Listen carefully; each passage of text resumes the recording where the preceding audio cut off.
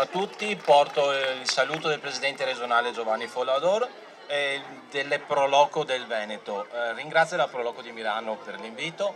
Fiori d'inverno, un progetto partito 13 anni fa che comuna tutte le feste del radicchio. Siamo partiti con 5 manifestazioni, oggi contiamo 12 manifestazioni. La prima a Rio San Martino, l'ultima sarà di questo progetto, Quinto di Treviso, il 23 marzo. Quindi l'unione tra le Proloco, l'abbattimento dei campanilismi tra varie amministrazioni Proloco, l'unione di province Treviso, Padova e Venezia. Quindi l'unione dalla forza, come dice il mio sindaco, e quindi grazie a tutti i volontari per portare in alto i nostri prodotti locali.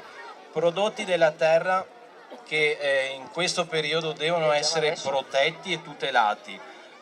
Ormai la televisione ci parla di tantissime cose, i problemi della nostra vita quotidiana sono tanti, però stiamo attenti che se l'alimentazione non la curiamo, che è il nostro primo sostentamento, non avremo né un domani né per noi né per i nostri bambini che sono qua. Quindi cerchiamo di tutelare l'ambiente e i prodotti della natura perché saranno il nostro futuro. Grazie e buona giornata a tutti. Grazie consigliere.